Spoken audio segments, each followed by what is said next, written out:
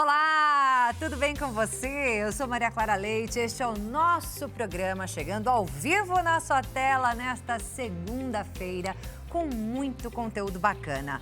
Hoje nós vamos falar sobre volta às aulas. Sua criança aí na tua casa está ansiosa para essa volta às aulas? Sabe como lidar com isso? Que tipo de exercício é possível fazer ali com as crianças para baixar um pouquinho essa ansiedade? Bora aprender juntos! E a gente também tem dicas de como montar aí uma lancheira saudável para os nossos filhos.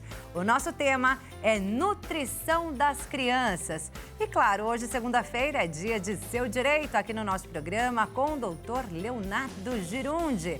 O nosso programa já está no ar.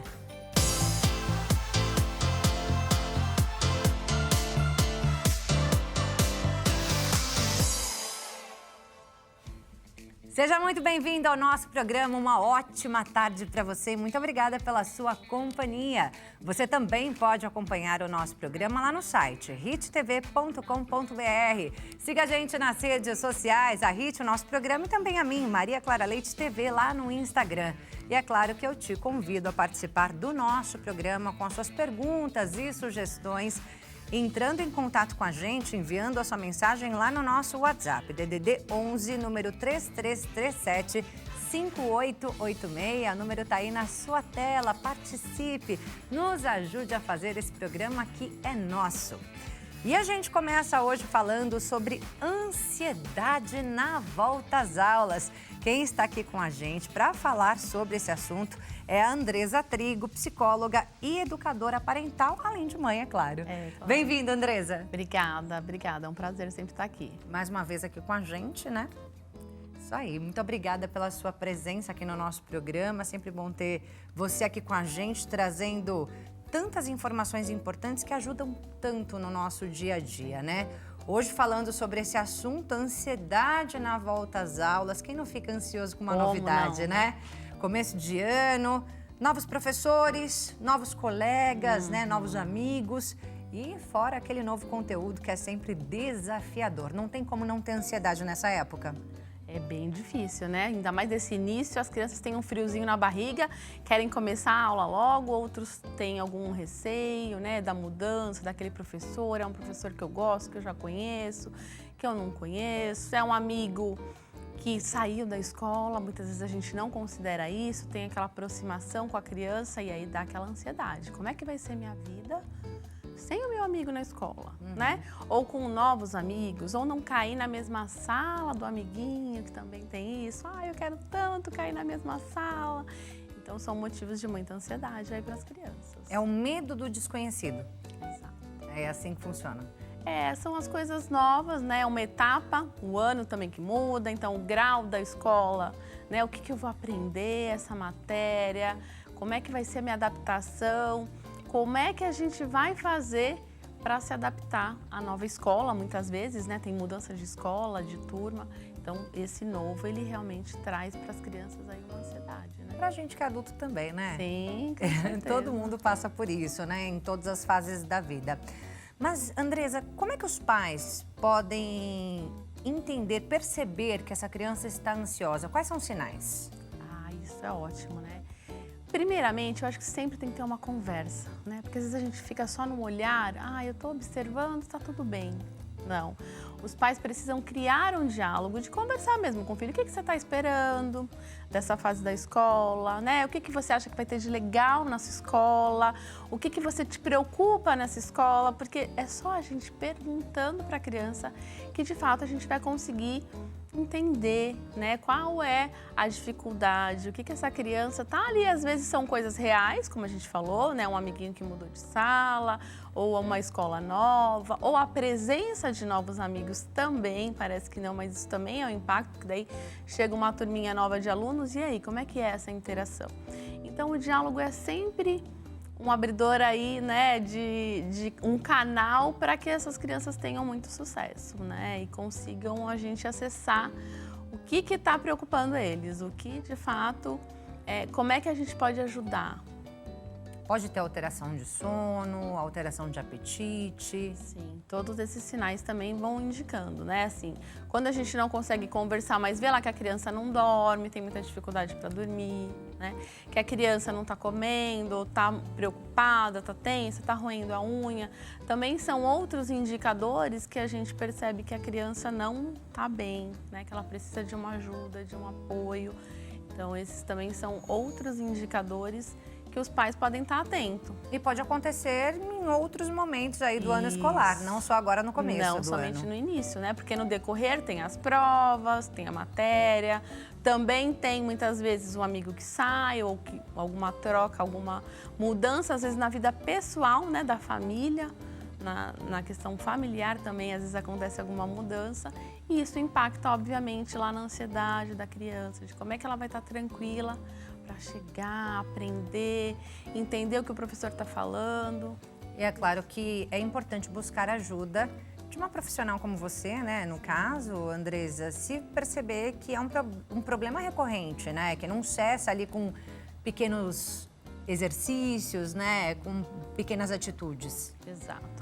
Então, o primeiro passo é sempre essa conversa, né? Entender o que está passando no mundo da criança. Não é só a gente supor. Porque muitas vezes os pais, eu acho que está tudo bem, é assim mesmo, é o primeiro dia, é natural.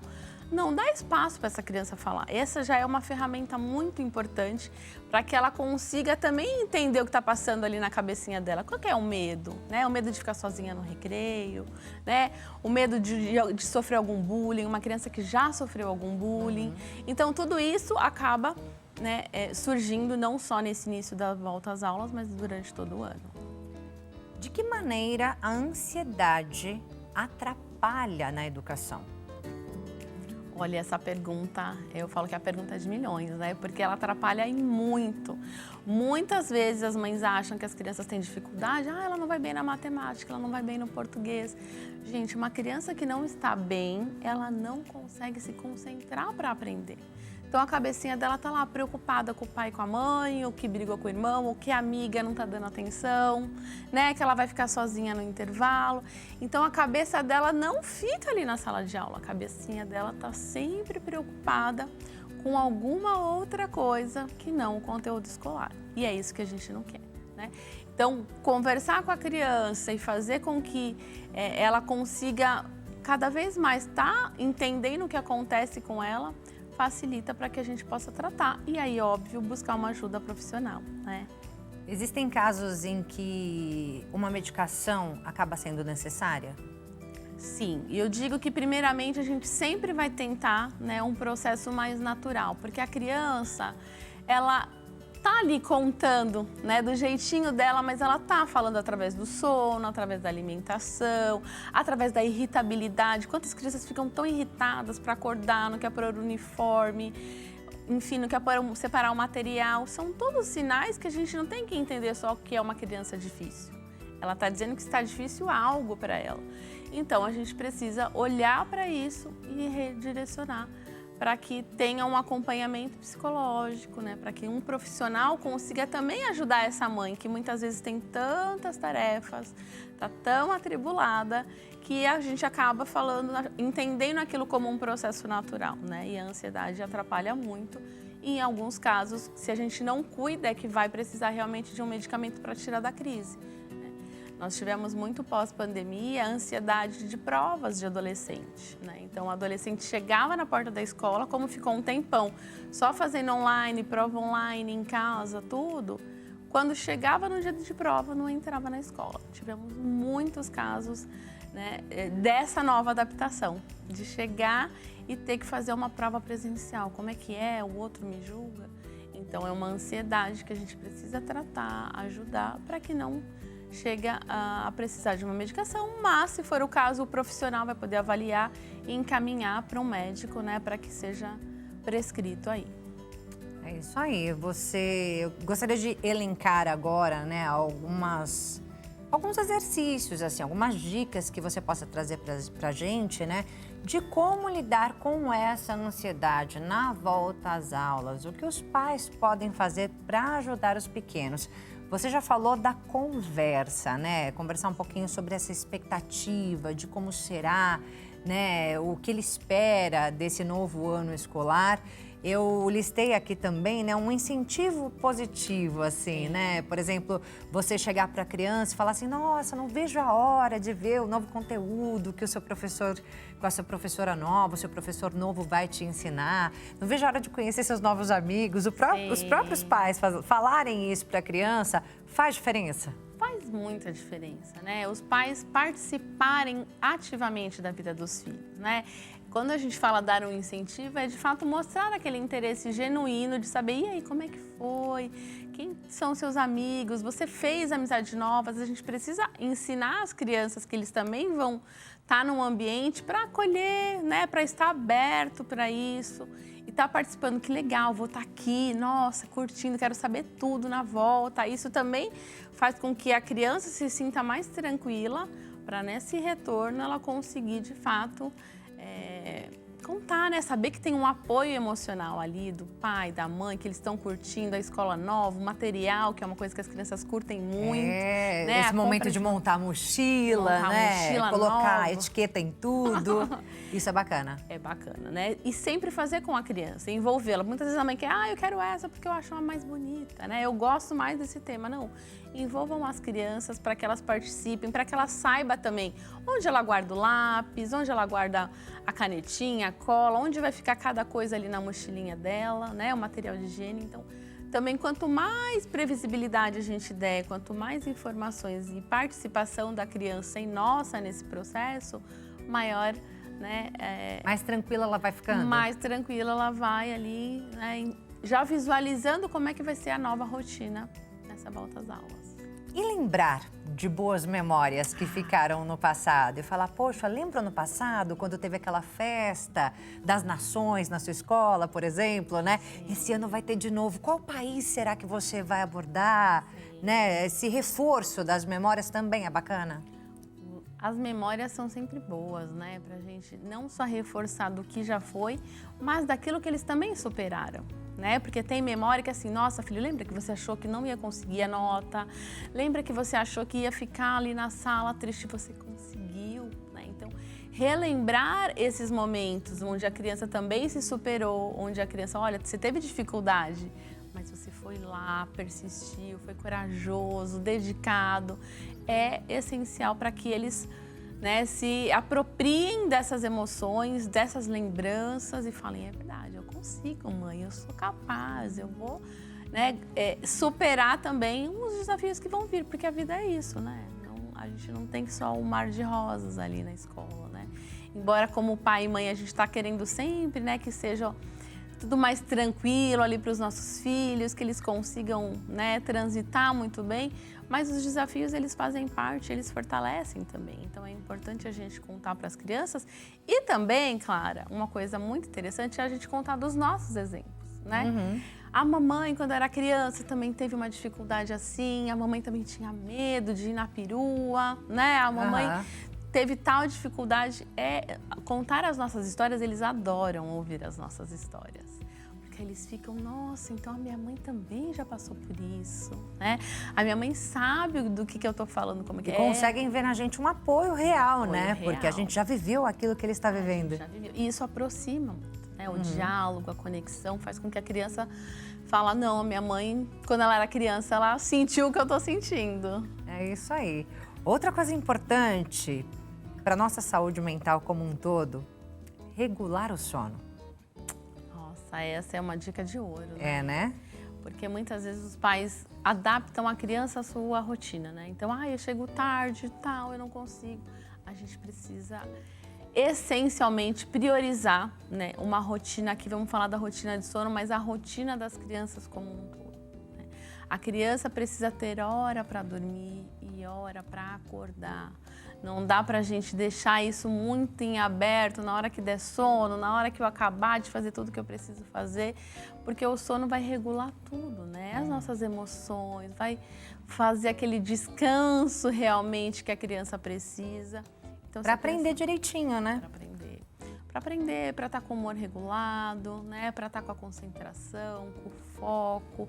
Então, o sono, ele é uma fórmula mágica e a criança sempre deve dormir ali a partir no máximo até as 20 horas. Assim como a alimentação também, né? Que é o nosso bate-papo do próximo bloco, inclusive, né? Nós teremos dicas de como montar aí uma lancheira saudável para o seu filho levar para a escola e você não pode perder. Mas olha só, Andresa, eu peguei alguns vídeos lá no seu Instagram, né? Que eu achei bastante interessantes e que eu acho que tem tudo a ver com o nosso tema. Tem um vídeo lá que eu vou pedir para o nosso diretor, por favor, colocar na tela, que é o vídeo Ansiedade. Esse é o primeiro vídeo que eu quero colocar aí pra gente. Olha lá, são seus filhos? São meus filhos, cada um num ritmo, né? Lá, lindos. O mais velho já pulou, o outro ficou lá pensando ainda como é que ele vai, no outro ritmo. Esse vídeo aí, o tema dele é: se você não quer que seu filho tenha ansiedade, diminua o seu ritmo e não os apresse. Fala um pouquinho sobre isso pra gente. Muitas vezes a nossa ansiedade, o nosso mundo digital, que tudo é para ontem, é rápido, é 30 segundos, faz com que a gente queira apressar a infância, né? A gente faz com que a infância tenha que também ser esse ritmo.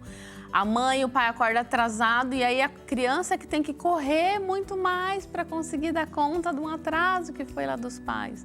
Então, respeitar esse ritmo da criança, né? Respeitar a infância, o tempo. Aí, nesse vídeo é esse exemplo, né? O mais velho já se joga ali.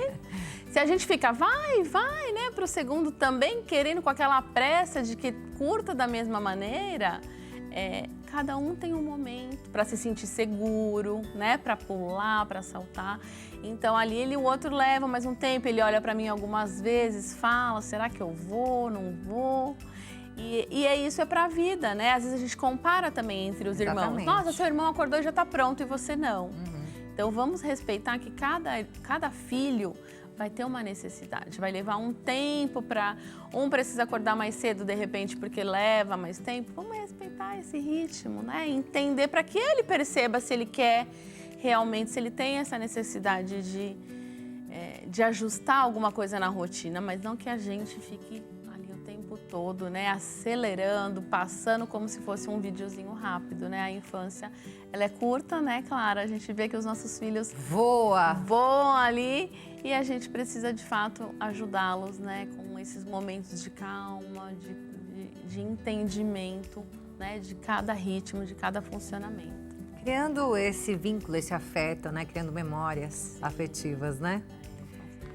O próximo vídeo que eu peguei lá no seu Insta, que eu achei muito bacana, é o vídeo Folha em Branco. Vou pedir para colocar na tela, por favor. Esse vídeo você fez para destacar o Janeiro Branco. Ainda estamos no mês de janeiro, né? A campanha de conscientização sobre a nossa saúde mental, que acontece agora no começo do ano.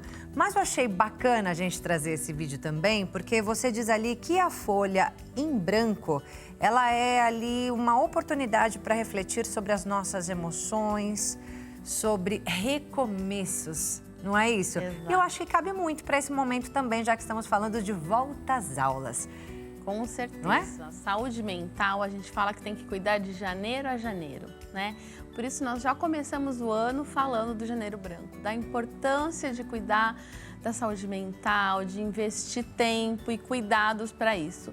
E é como essa folha em branco, né? O ano passado não foi bom, foi difícil, tive um quadro de ansiedade. A gente tem um ano novo para recomeçar. Sempre tem essa oportunidade de pegar a folha e falar, agora eu vou cuidar de mim, né? Agora Fazer eu vou ali uma lista, seria uma dinâmica? Sim, para com baixar ali a certeza. ansiedade, ter metas, objetivos. Sim. A lista toda a escrita ela é muito positiva, né? Muitas vezes a gente pode escrever o que a gente está pensando só até. Eu estou angustiada, não sei o que é, o que está acontecendo, mas só de a gente colocar aquilo no papel, né? Estou angustiada, não sei o que está acontecendo, quais são os meus pensamentos. Eu tirar da cabeça e colocar no papel é um exercício muito importante, porque aquilo vai dando mais consciência, né? E tira aquele peso do que está angustiando a gente. Outro vídeo que eu peguei seu, que eu acho que é muito importante para que a criança tenha confiança e deixe essa ansiedade de lado, tanto na vida escolar como na vida aí como um todo, é o vídeo Frases da Infância, aquelas frases que ficam marcadas. A gente está colocando na tela, ó, são frases da infância que a gente acaba lembrando o resto da vida. Então, uma delas, ela começa, né, com ela é tão boazinha, não reclama de nada. Isso é ruim. Essa frase é ruim. São os rótulos, né? Porque até o rótulo de boazinha, ele tem um peso, né? Para você sustentar, de você muitas vezes não querer aquilo, de não estar de acordo, mas como eu sou a boazinha, eu preciso sustentar. Então, é um peso, sim, que a gente carrega de qualquer rótulo, né? A gente sempre direciona para que a gente encoraje a criança no que ela está fazendo, no processo, não no resultado final. Porque essas frases, elas ecoam na nossa cabeça a vida toda. Tem ali também, não incomode, não fale, não atrapalhe, engole o choro. Engole o choro, ela é, né?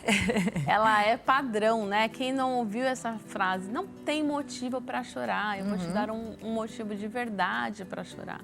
Isso invalida as nossas emoções, porque a criança pensa, pera, mas então o que eu estou sentindo não é real, né? Eu estou confusa, eu não estou sabendo entender o que eu sinto. Então, é essencial que a gente deixe rótulos somente para produtos, né? Para os nossos filhos a gente ensinar, dar a oportunidade de eles se expressarem e a gente conseguir, de fato, colocar para eles, né, aquilo que é uma dificuldade, que a criança ainda não está bem desenvolvida aquela habilidade. Como é que a gente pode apoiar a criança, né? Para que ela faça, para que ela coopere melhor. Então, esse é o grande desafio de a gente não usar rótulos, né? E sim valorizar o processo, o aprendizado. A criança, ela está em desenvolvimento. Muitas vezes a gente se esquece disso. A gente quer que tenha uma atitude de um adulto pronto. Não, como é que você não viu isso? Como é que você não entendeu que eu estou aqui no meu momento super ocupada? A gente quer que a criança tenha a nossa leitura e é o contrário, né? Nós é que devemos colocar o óculos ali da infância e falar, pera, o que meu filho está pensando? O que ele está sentindo nesse momento? Por que ele está me falando isso? Quando a gente faz esse exercício, é muito...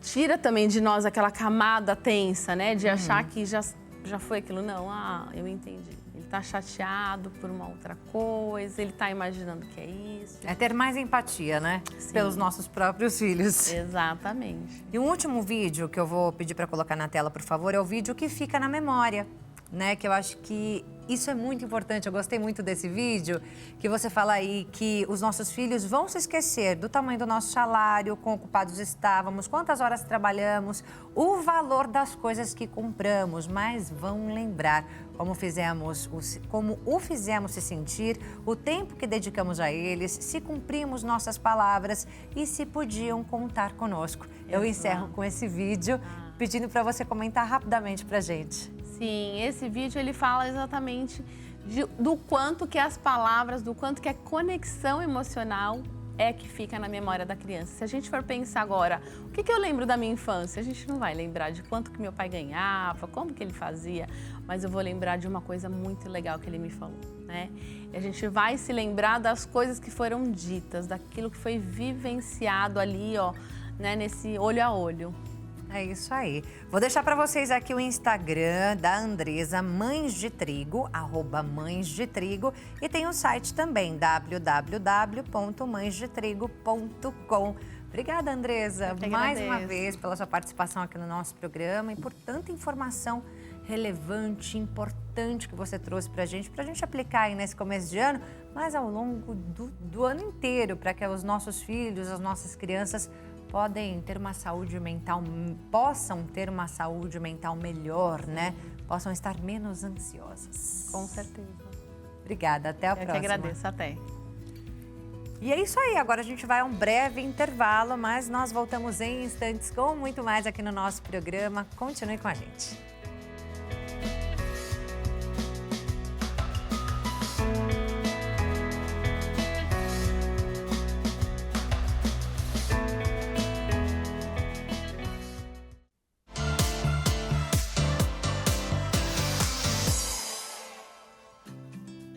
Já estamos de volta com o nosso programa. Mais uma vez, uma ótima tarde a você que nos acompanha. Seja muito bem-vindo ao nosso programa e muito obrigada pela sua companhia.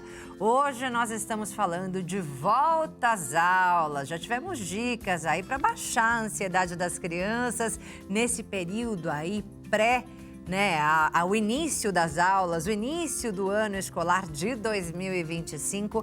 E agora, nós temos dicas para montar aquela lancheira super saudável para o seu filho levar para a escola. Daqui a pouco a gente vai, inclusive, mostrar quais seriam aí algumas opções saudáveis para colocar nessa lancheira. Quem vai dar as dicas para a gente é a nutróloga, doutora Tatiane Franco, nutróloga infantil, né? Seja muito bem-vinda aqui ao nosso programa. Muito obrigada, eu que agradeço muito a presença aqui, o convite. Doutora, eu sempre vejo, né, os conteúdos, né, que os nossos entrevistados vão trazer e que levam para a internet, né? Hoje em dia a gente tem esse canal de comunicação que chega a tantos lugares, né, que ultrapassa fronteiras, né? Então, eu vi lá um vídeo que você postou que eu achei muito bacana, que é o vídeo 1 da Nutri. Vou pedir para o nosso diretor colocar na tela, por favor. Ali você fala, né? Tem ali um lembrete. O futuro saudável dos nossos filhos depende das escolhas que você faz hoje. Eu acho que o nosso assunto começa por aqui, não é isso? Com certeza, né? É uma coisa que eu sempre falo, e é muito legal quando a gente consegue acompanhar o bebê desde o início. E quando a gente fala desde o início para o pediatra, não é quando o bebê nasce, né? A primeira consulta com o pediatra é antes do bebê nascer, pelo menos ali entre 32 a 34 semanas de gestação, que é quando a gente começa a mostrar para a mãe qual que é a posição dela diante dessa vida que ela está trazendo ao mundo, né? E até na gestação, né? A gente tem que ter muito cuidado. Com certeza. Inclusive, o acompanhamento nutricional da gestante, tanto durante a gestação até pré-concepção, a gente já sabe que interfere muito, né? Parece loucura, mas tudo aquilo que a gestante come pode mudar o sabor do líquido amniótico. A gente já tem estudos que falam que quando uma gestante, por exemplo, a mãe ama brócolis, comeu muito brócolis durante a gestação. Depois a mãe comia muito enquanto amamentava, a aceitação da criança durante a introdução alimentar, ela muda. É mesmo? Então, vai lá, mãe, não, eu preciso cuidar do bebê. Aí ela vai, come muito fast food, muito coisas com aditivo, conservante, extremamente palatáveis. Vai ser difícil para a criança no momento de aceitar tudo aquilo que a gente quer oferecer, né?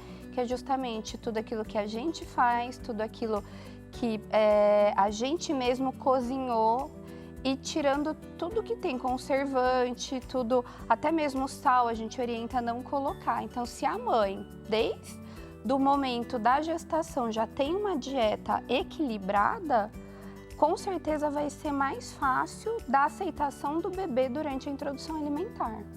E tem que criar uma rotina desde a introdução alimentar? A rotina, ela é super importante, por mais que às vezes a gente fala, nossa, mas que chato, né? Todo dia eu tenho que fazer da mesma forma, mas é importante para a criança entender os momentos, né? Rotina, a gente pode não perceber, mas é uma coisa cultural, né? Por exemplo, quando a gente fala de almoço, quando que a gente almoça? Se a gente for ver, todo mundo almoça mais ou menos no mesmo horário, não é? Entre meio-dia, 11 horas, até 1, 2 da tarde. E nesse momento, quando eu falo para você, eu estou indo almoçar, automaticamente na sua cabeça já vem, acho que ela vai comer um prato de arroz, feijão, bife e salada. É mais ou menos isso. Ou seja, na nossa cultura, a nossa rotina é dessa forma.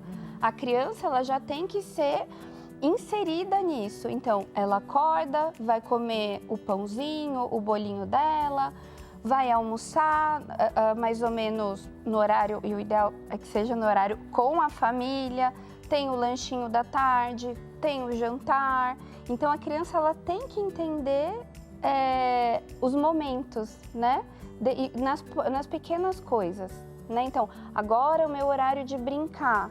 A gente não precisa ser muito restritivo, mas a gente precisa fazer de uma forma tranquila que a criança entenda o que vai acontecer na vidinha dela em cada momento do dia.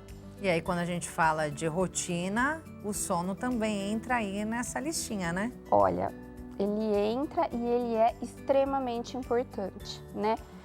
Primeiro, eu acho que o mais importante é que é no momento do sono que a gente vai produzir uma substância que chama melatonina, né? E hoje em dia a melatonina ela ficou super conhecida como medicação. Até agora no Brasil foi aprovado para o uso de melatonina como suplemento alimentar, mas a melatonina é algo que a gente produz. E quando que a gente vai produzir? Quando a gente está dormindo à noite no escuro. E no escuro, né? Sem TV, nada disso.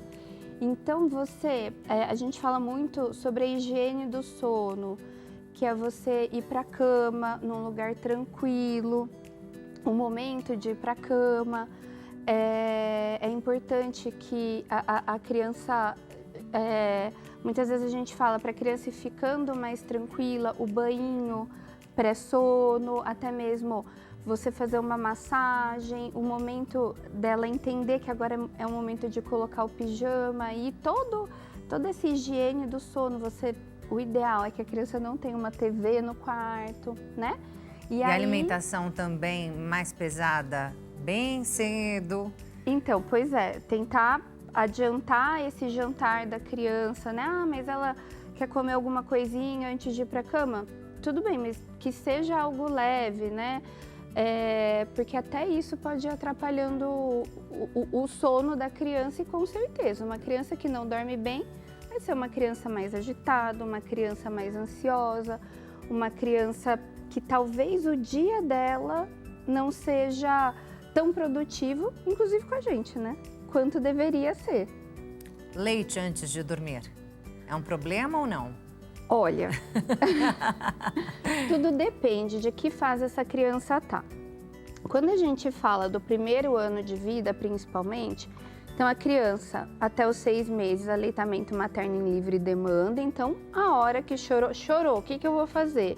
Eu sempre falo que tem ali, você tem que ir pulando etapas. Não fez xixi, não fez cocô, oferece o peito, né? Porque ela vai querer mamar diversas vezes por dia. Quando começa a introdução alimentar aos 6 meses, principalmente com 6 e 7 meses, o leite ele ainda é o principal nutriente dessa criança. Porque a introdução alimentar ela está conhecendo os alimentos. Muitas vezes ela vai chegar lá e comer uma banana inteira, por exemplo, e até o ponto que chega comer um almoço e um jantar, demora. Então o leite ainda é importante. Conforme a criança for desenvolvendo essa habilidade da alimentação, então a gente fala que com 1 ano a criança tem que ter a alimentação da família. Então o seu prato de arroz, feijão, naquela consistência é o que a criança deve comer. E o ideal, sentada na mesa junto com os pais, comendo as mesmas coisas que os pais, nada de eu vou fazer lá o almoço saudável do meu filho e eu vou comer as minhas besteiras, as frituras. Isso também não é legal, né? Principalmente quando a gente fala sobre nutrição comportamental, tudo isso vai interferir lá na vida adulta. Né? Você falava sobre a alimentação da mãe, né, ao longo da gestação e também ao longo da amamentação, que vai fazer toda a diferença no paladar da criança, mas esse exemplo é o que molda realmente depois, né? Com certeza, porque as pessoas falam, nossa, mas eu sempre comi dessa forma. Tudo bem, eu entendo, inclusive a gente vem de uma geração onde os industrializados, eles eram muito bem vistos, né? Era muito legal você dar para o seu filho aquele bolinho que vinha nos saquinhos, né? Mas hoje em dia a gente sabe o quanto que aquele hábito não foi bacana, né? Hoje em dia, os adultos de hoje estão pagando aquela conta, né? Então vamos pensar, eu quero ter um bebê, eu vou ter todo o período da gestação, mais os meus 6 meses, para eu ir adequando a minha alimentação de uma forma que quando meu filho tiver 1 ano, eu não vou me preocupar em fazer a comida dele e a minha, né? Eu só vou me preocupar em a mesma comida que eu fiz, eu vou colocar no pratinho. E ele vai comer e todo mundo vai comer a mesma coisa. Mas não teve esse preparo ali no começo.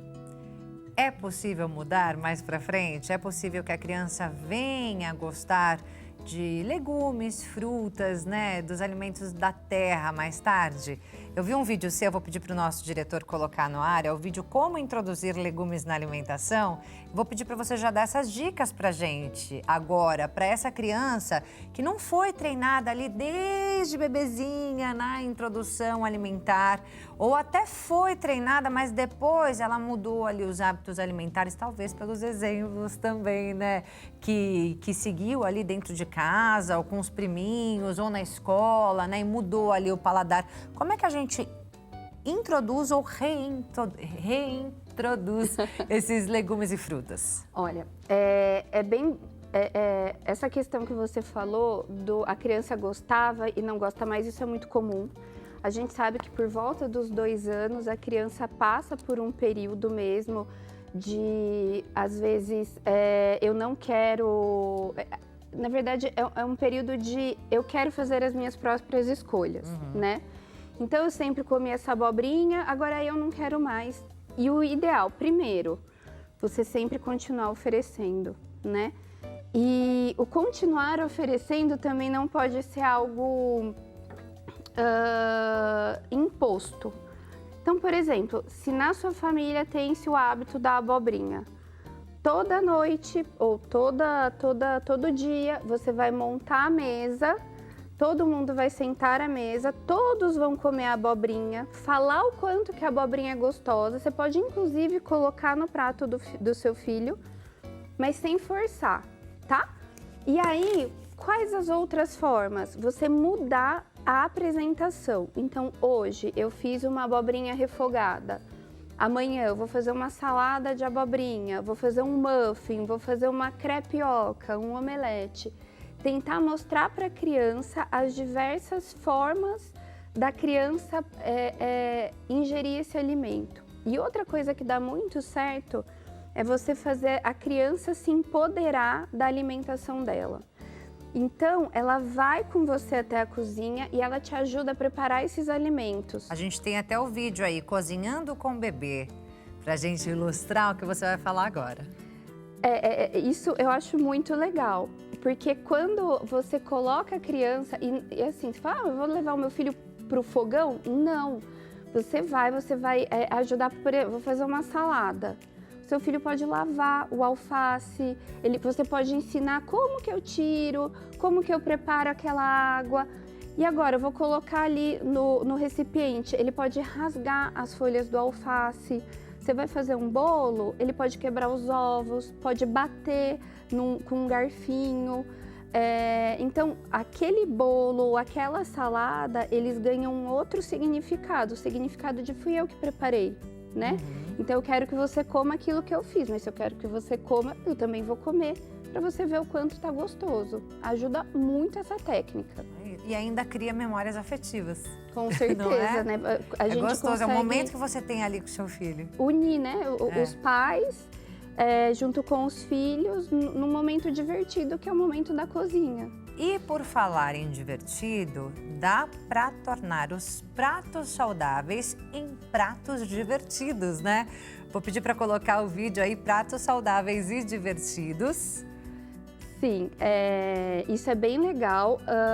Existem até algumas forminhas que a gente consegue comprar, que a gente pode fazer com pãozinho, com bolinho. E aí dá para fazer os bichinhos, isso, né? Ou então até montar, né? Você consegue montar Com vários vegetais, né? A gente tem, além de tudo, os alimentos que vêm da natureza, eles ainda têm a vantagem de ser super coloridos. E você pode montar dessa forma e fazer pratos, e pedir, inclusive, para a criança te ajudar a criar esses pratos bonitos, esses pratos lúdicos que chamam a atenção. Olha só. Vou pedir para colocar mais um vídeo na tela, é o vídeo Evite esses alimentos no primeiro ano. Isso voltando lá na introdução alimentar, tem alguns alimentos que você destaca nesse vídeo, justamente que não é bacana as crianças já começarem a consumir nesse primeiro ano. E eu nem sabia, por exemplo, o leite de vaca não pode. É melhor evitar. O leite de vaca é uma discussão, mas assim, a gente tem duas orientações. A Organização Mundial da Saúde orienta a utilizar o leite de vaca, já orienta que pode ser a partir dos 6 meses. Mas dentro do Brasil, na Sociedade Brasileira de Pediatria, a gente fala evitar pelo menos até 1 ano, né? O ideal, até porque não é só a proteína do leite de vaca, que as pessoas têm bastante medo da alergia, mas a composição, ela é muito diferente. Vamos pensar, um bezerro, ele nasce pequenininho. Qual que é o tamanho, o quanto que ele cresce em 1 ano? Nem se compara ao quanto o nosso bebê cresce, né? Então, o leite de vaca tem que ser o suficiente para aquele bebê, para aquele bezerro ficar gigante. Já o nosso bebê, ele não precisa daquela composição, né? E quando a gente fala principalmente na composição entre gordura e proteína, muda bastante. Então, o ideal, leite materno sempre, na impossibilidade do leite materno, que seja a fórmula infantil, que ela é muito mais similar em composição de micro e macronutrientes do que o leite de vaca. E aí você fala do mel também, né? Que eu já ouvi falar também. Sim, o mel, na verdade, é por conta de uma toxina. Então, a criança pode desenvolver doenças graves quando a gente utiliza o mel.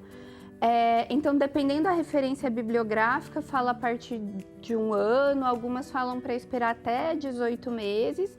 Eu sempre oriento a partir de 2, porque a partir do momento que a gente orienta evitar os doces a partir de até 2 anos, então a gente orienta a fazer o uso do mel só a partir dos 2 anos também, mas jamais antes de 1 ano.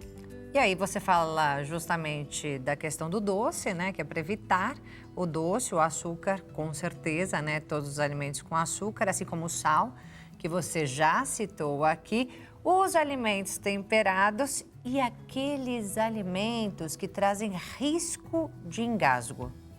Sim, isso a gente tem que tomar muito cuidado. E às vezes são alimentos que a gente acaba nem pensando, né? Então, por exemplo, a gente tem risco de engasgo, pipoca tem que tomar muito cuidado, tem que tomar cuidado com milho, tenho que tomar cuidado com nuts, dependendo do tamanho. Eu quero muito oferecer. Então, você tem que triturar, de preferência fazer um creme, alguma coisa nesse sentido. E até a uva, né? E a uva passa, né? A uva, eu oriento a cortar a uva, né?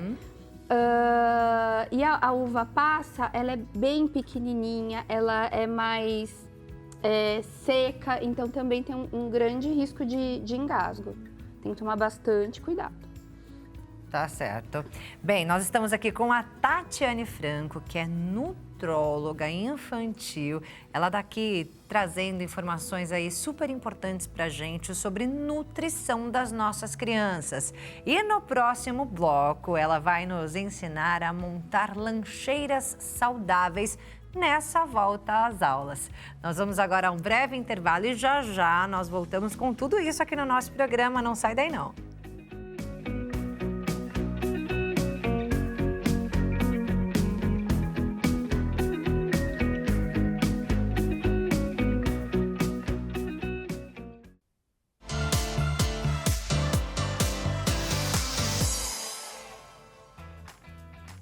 E o nosso programa já está de volta. Mais uma vez, seja muito bem-vindo aqui ao nosso programa. A gente está falando sobre volta às aulas hoje. Já teve bate-papo sobre saúde mental das crianças nessa volta às aulas. E a gente segue agora falando com a nutróloga infantil Tatiane Franco aqui do meu lado. Agora ela vai ensinar pra gente como montar aquela lancheira saudável para que os nossos filhos mantenham essa nutrição em dia, mesmo quando estão na escola, não é isso? Sim, com certeza, né? Eu trouxe aqui tanto algumas opções para lancheira, pensando em todas as idades, né?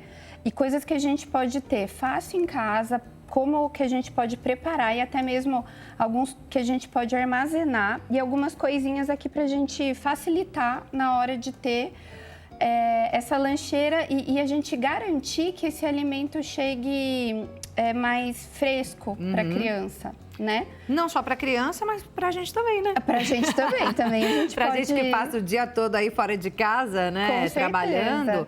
Então também esses lanches servem muito bem e dão saciedade. Muita. Inclusive, assim, todos esses itens, assim, são os que eu mesma uso no meu dia a dia, né? Falando na saciedade, eu acho que já vou até falar ali do primeiro, que é o muffin de banana. Eu acho que ele é uma combinação muito legal. Por quê? Primeiro que a gente faz muito rápido, banana, aveia, a gente coloca... Aveia pode ser outra farinha, o ovo e a própria banana já vai adoçar esse alimento. Faz aonde?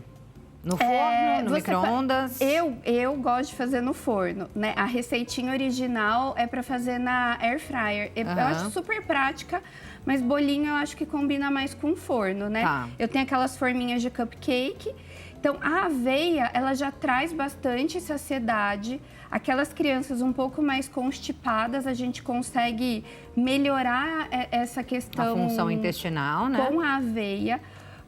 Ela já tem o ovo, né? Mas, por exemplo, um adolescente que está iniciando a prática esportiva ou até uma criança menor com alguma questão, eu posso adicionar whey, por exemplo, né?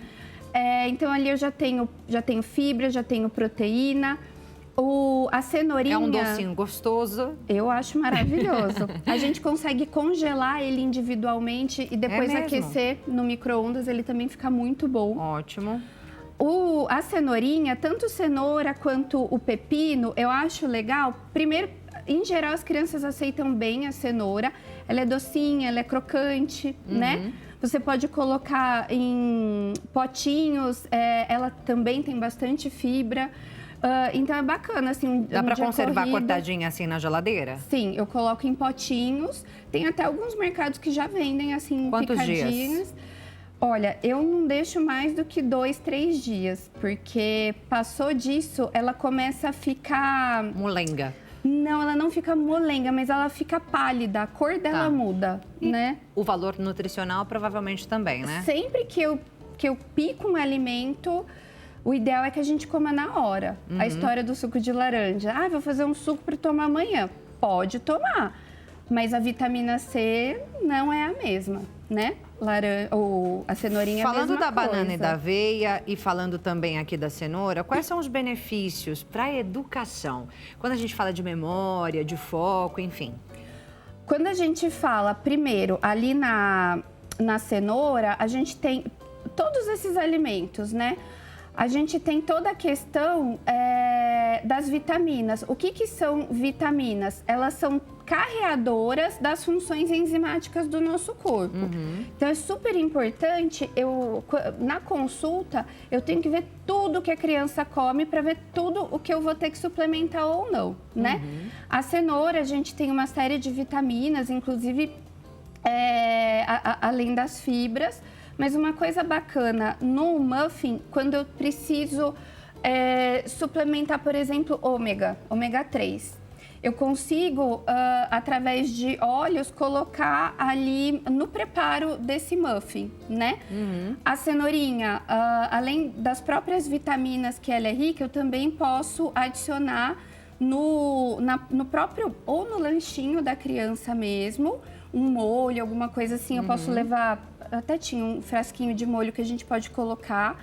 Mas também posso, em casa, né? O ômega 3 é uma coisa que a gente está discutindo muito na suplementação, desde as crianças rígidas, né? Isso ainda está em discussão, mas a gente cada vez discute mais. Até mesmo crianças, por exemplo, com autismo, a gente já pensa aí numa suplementação para esses pacientes. Porque é importante uma alimentação diferenciada para quem já tem alguma questão cognitiva, como autismo, TDAH, dislexia. É super importante, igual eu falei, a primeira coisa, eu preciso entender o que essa criança aceita para poder entender o que eu preciso melhorar, né? O autista, ele tem uma questão... até mesmo a gente tem uma questão de seletividade muito importante, né? O TDAH pode ter também, mas o autista isso é muito característico. Então, às vezes, eu tenho um paciente autista que ele aceita 10 alimentos. E gente, 10, olha só, né? Quantos que eu tenho aqui? É pouco. Né? Então, eu tenho que entender desses 10 alimentos o que eu posso melhorar no momento de preparo e também o que eu preciso suplementar para esse paciente. Vamos já passar para os próximos alimentos aqui? A gente tem cereja e morango e tem iogurte. Dá para combinar? Isso que eu ia falar. Você pode tanto fazer eles sozinhos, mas você pode combinar as frutinhas com o iogurte natural. Você pode comprar potes grandes e eu gosto de colocar nesses potinhos. E a granola também, que de novo, é sempre uma granola de qualidade, né? Tomar cuidado. Para não ter muito açúcar, né? Leia sempre as embalagens, é muito importante. Você combina fruta, iogurte, granola também, rico em proteína, rico em fibra.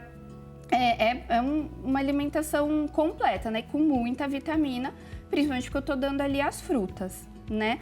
E aí, por exemplo, o próprio iogurte...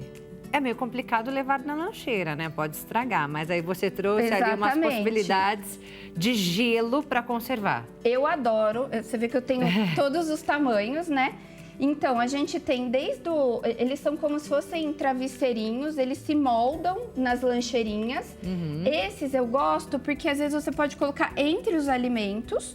Ou quando você vai fazer, por exemplo, aqui eu trouxe uma marmitinha que ela tem vários recipientes, né? E ele é bem fechadinho, aí eu coloco em cima do gelo e ela vai manter uma temperatura agradável. Tem alguns que eles já conservam bem o calor ou o gelado, então um iogurte, eu posso colocar aqui o iogurte e vou colocando depois a fruta, a na granola. Garrafinha, né? Ele na verdade... Posso ver sua marmita? Ali? Essa daqui pode. Eu achei interessante, olha, gente. Esse daqui, ele já vem... aqui embaixo, né? Porque ele é bem fechadinho. Bem fechadinho, bem vedado. Ó que bacana. E tem aqui pra você colocar. Então, você coloca os morangos aí, ou até mesmo a cenourinha. Aí você pode colocar esses aqui que são de mussarela. Você pode tanto dar assim pra criança levar, ele pode ficar 5 horas fora da geladeira, né? Tem um menorzinho também. Pode colocar aqui. Então você pode ter a opção de proteína, uma fruta, pode colocar o iogurte também, pode colocar a granola aqui também. Esse daqui é bem bacana porque ele também vem com uma colherzinha. Olha que legal. Então, uma lancheirinha só, você coloca tudo aqui, fecha e a criança vai ter o alimento bem fresco para ela comer. Isso melhora a aceitação, né?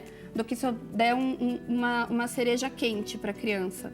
Não vai aceitar. Já existem lancheiras térmicas também, né? Mas às vezes quando a gente não tem essa opção em casa, o gelinho ajuda bastante. E aí a gente tem ali uma crepioca e o lanche natural, são mais opções? Tem. O lanche, eu trouxe até aqui, eu gosto de colocar ele nesse reservatório, né? É um potinho próprio para lanche. Então eu já deixo o cremezinho dele pronto, passo aqui no pão, fecho, ele não vai ficar úmido, porque de novo, a criança tem que aceitar. A crepioca, você consegue fazer por uns 3, 4 dias e deixar na geladeira e você vai mudando o recheio. Na geladeira? Pode deixar. Não estraga? Não estraga. uns 3 dias, você deixa. E aí você só coloca ali na frigideira, coloca o recheio que você quiser, pode servir ou de café da manhã ou de novo. Coloca aqui no potinho e a criança leva para comer na escola. Mais saudável que o lanchinho. Olha, crepioca, mais saudável que esse pão, por exemplo? Tudo depende, né? Por exemplo, se você utilizar um pão de fermentação natural, por exemplo, ele é ótimo, né? Você só tem que tomar cuidado. E o pão integral do mercado? Tem que ler o rótulo e ver a qualidade daquele pão. Se o primeiro ingrediente for farinha de trigo, talvez ele não é tão integral assim. Então, isso tem que tomar um pouquinho de cuidado, né? A crepioca, tomar um pouquinho de cuidado na quantidade de tapioca que eu tô colocando, né? Também pode adicionar lixia, pode adicionar chia, essas outras sementes que daí vai dar ainda mais fibra e ainda mais saciedade. Pode colocar aveia também na crepioca. Também ajuda bastante com a saciedade. E aí vai combinando, né? Vai mudando. Vai mudando para a criança nunca enjoar. Então, com poucas opções, você tem todo dia um lanche diferente. É isso aí. Mais dicas você consegue lá no Instagram da doutora Tatiane Franco, @DraTatianeFranco. É isso mesmo? Isso mesmo, gente. Amei. Mais dicas estão lá no meu Instagram. E qualquer dúvida, estou à disposição. É isso, amei, doutora. Obrigada, viu? Foi um prazer te conhecer. O prazer foi meu. Muito obrigada pelo convite. Obrigada por tantas dicas, tantas informações importantes que você compartilhou aqui com a gente. E volte. Pode deixar, volto sim. Até uma próxima. Obrigada. Bem, agora a gente muda de assunto, porque hoje é segunda-feira, dia do seu direito, com o doutor Leonardo Girundi, aqui no nosso programa. Roda a vinheta. Agora, seu direito, com o advogado Leonardo Girundi.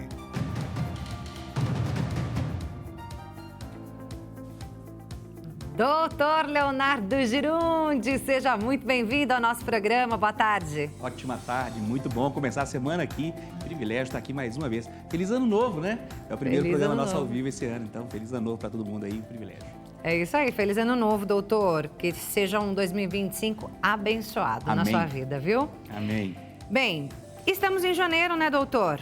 Mês das chuvas, aquelas chuvas de verão, mas estamos aí presenciando, né, vivenciando chuvas torrenciais, não só aqui em São Paulo, onde nós estamos, mas em várias cidades brasileiras. E essas chuvas acabam causando alagamentos e muitos estragos, né? E a primeira pergunta que a gente tem para você hoje, doutor, é justamente sobre essa questão. O nosso telespectador Marcel Santiago pergunta: gostaria de saber quem paga a conta dos estragos causados pela chuva. Eu estacionei meu carro na zona sul de São Paulo. O carro deu PT, que é perda total, né, devido à água da chuva. Não tenho seguro. Como devo proceder? E aí, doutor, tem solução para ele? Infelizmente, uma situação muito comum, principalmente nos últimos anos, né? A sensação que eu tenho é que nos últimos anos isso tem se tornado mais intenso, né? As cidades, não sei se elas não estão preparadas para a quantidade de chuva ou se elas realmente têm aumentado, e essa situação tem trazido inúmeros prejuízos a várias pessoas de várias formas. E aí, de quem que é a responsabilidade?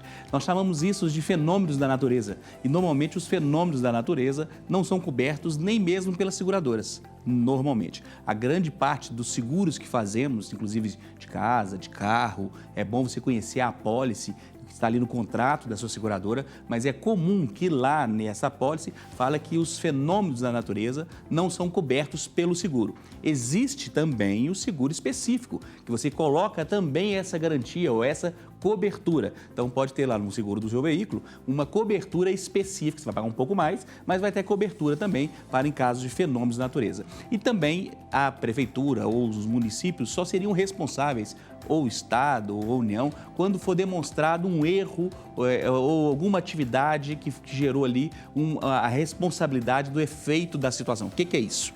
Por exemplo, a prefeitura está fazendo uma obra num córrego e ali não deu vazão e teve a chuva, e por causa daquela obra gerou um prejuízo em volta da situação. ok? Então tem que ter ali uma ação que gere efetivamente o problema. Se for uma chuva do dia a dia e uma situação normal do alagamento da cidade, nem mesmo os órgãos públicos são responsáveis por isso. E eu falo isso com dor no coração, porque eu já fui, inclusive, vítima desta situação também. O meu carro já passou por esta situação de passar por um alagamento e o prejuízo foi todo meu. Então, cuidado. Essa semana nós tivemos pela primeira vez o aviso, né, aqui da Defensoria Pública, no aviso falando para tomar cuidado. Então, avalie onde você está deixando seu carro, onde você está passando e os sinais do tempo e daquilo que está anunciando. Se falaram para você não sair, não saia de casa e preserve o seu bem e a sua família. É isso aí, doutor. O negócio é fugir, né, da chuva, fugir da possibilidade de ficar preso aí num alagamento, não só devido ao bem material, mas também pela nossa vida, né, doutor? Exatamente. Porque numa dessas aí, muita gente morre. Exatamente, é o bem mais precioso, a sua vida e a sua família. É isso. Doutor, só uma dúvida que me surgiu aqui agora. Sim. E se o veículo, por exemplo, está dentro de um estacionamento, de um shopping? Aí o estacionamento pode ser obrigado a arcar. Lembrando que essa questão de estacionamento é muito, já até pacífica já no nosso no sistema jurídico brasileiro, porque você lembra que é muito comum você parar o carro em algum lugar e ter um avisozinho assim, olha, não nos responsabilizamos dos objetos deixados do veículo. Balela. Não adianta estar aí uma plaquinha dessa, essa plaquinha serve no fundo para você tirar o que está dentro do carro. Né? Então você fica com receio e acaba tirando e por isso ajuda o dono do estabelecimento. Mas aquele que tem estacionamento é responsável por todo e qualquer prejuízo que aconteça naquele lugar. Então, se você deixou o carro dentro do estacionamento, aí sim pode existir uma responsabilidade desse lugar. Mesmo com essa questão do fenômeno natural. Mesmo com essa situação do fenômeno natural, porque ele deveria ter ali responsabilidade para a vazão dessa água. A não ser que seja algo muito específico, de uma chuva muito diferente e que gere uma situação completa na cidade toda, aí pode ser que o estacionamento consiga ter ali uma culpa concorrente ou não ser responsabilizado por causa dessa situação. Mas normalmente, a grosso modo, lembrando que o que é lindo no direito, gente, é que o direito e as questões humanas querem que não é matemático, não é 2 mais 2. Então depende muito do caso, depende muito da situação, depende do documento que a pessoa tenha. Então isso pode mudar um pouco, como é esse caso do estacionamento de locais que deveriam ser preservados, inclusive para essas chuvas. É isso aí. Bem, eu lembro aqui, né, doutor, que você que está em casa acompanhando a gente no nosso programa agora ao vivo, você também pode participar desse quadro do Seu Direito. Tem alguma dúvida legal? Tem alguma dúvida sobre o seu direito, em alguma questão aí, em alguma área da tua vida? Envia sua mensagem pra gente, a sua pergunta pra gente lá no nosso WhatsApp, DDD 11, número 3337-5886, 3337-5886. E tem o e-mail também, não é, doutor? Exatamente, seudireito@hittv.com.br. Anota aí na geladeira. Participe. E manda sua dúvida, sua pergunta, que eu venho aqui te responder. É isso aí. A gente tem mais uma pergunta. Dá ótimo. tempo da Vamos gente a responder mais uma, né, Vamos doutor? lá, vamos lá. Essa pergunta veio da Josineide Teixeira. Josineide Teixeira. A questão é sobre um aplicativo de comida. Ela diz o seguinte: boa tarde a todos. Tenho uma dúvida sobre o meu direito. Comprei comida via aplicativo e não entregaram o meu pedido. Cancelaram e ainda ficaram com a comida e não devolveram o meu dinheiro. O aplicativo não me respondeu e eu simplesmente perdi o dinheiro, né? Ela diz, eu não acho justo. Como posso resolver esse caso, doutor? Ela está certíssima. Não tem como achar justo uma situação como essa. E, infelizmente, isso tem aumentado, né? E existe um dos aplicativos, inclusive, que eu não vou citar o nome, que determina lá que se a pessoa, se ele tocar, o entregador tocar na sua casa e você não responder, que o entregador pode deixar na porta, sair e ir embora. Está lá no programa do aplicativo. Então, muito cuidado. E olha que é o mais comum, tá? É o aplicativo mais comum de entrega, tem esse sistema. Então, eu já passei por essa situação. Eles deixam lá, tiram uma foto e vão embora. Muitas vezes, eles mesmos ficam com o próprio produto. Então, primeiro, cuidado com o aplicativo que você utiliza. Segundo, se previna em estar no local certo, na hora certa, porque também ninguém é obrigado a ficar lá meia hora te esperando para receber o produto. né? Existe esse outro lado da situação, mas no seu caso específico, que não foi entregue aquilo que você comprou, você tem direito à restituição do valor completo e ainda com juros e correção monetária, e poderia até ter um dano moral. Por quê? Às vezes você está comprando uma comida para tratar da sua mãe que está na cama, às vezes você comprou uma comida para receber visita e gerou-lhe um constrangimento, então é possível, inclusive, o dano moral. Procure o PROCON, registre sua reclamação, lembrando que o PROCON não é um órgão administrativo, então não vai gerar uma indenização para você. Se você quer uma indenização, você deve buscar o Juizado Especial do Consumo, o Juizado Especial do Consumidor.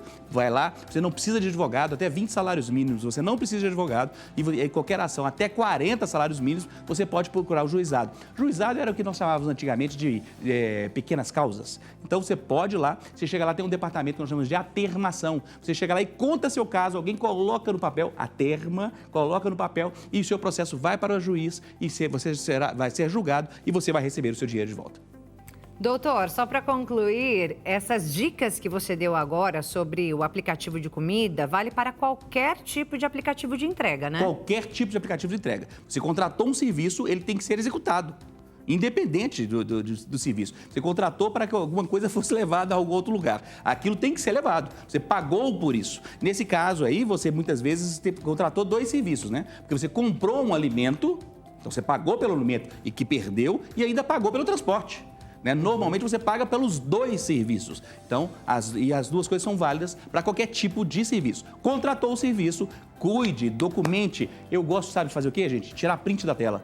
Porque é muito comum isso, depois desse bate-papo, é encerrado e você não tem para onde ir, você já percebeu? Você não consegue voltar, você não consegue ter documento e não tem nem como provar. Então, na hora que eu faço o pedido, eu printo a tela confirmando o pedido, depois eu printo a tela confirmando o pagamento, eu vou printando tudo e documentando. É coisa de advogado, eu sei, mas você pode fazer isso também e vai te prevenir em várias situações. Depois eu volto, depois da boa comida e bem alimentado, e vou apagando tudo.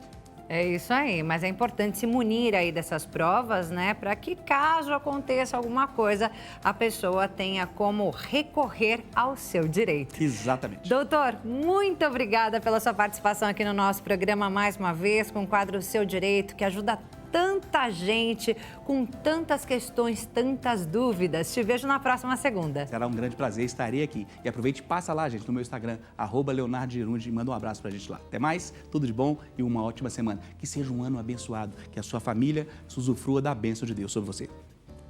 É isso aí, até mais, tchau, tchau. Bem, e com essas dicas do Dr. Leonardo Girunde, a gente encerra o nosso programa de hoje. A você que ficou com a gente, muito obrigada pela sua companhia. Que Deus abençoe aí o resto do seu dia. Beijo grande para você e até a próxima. Tchau, tchau.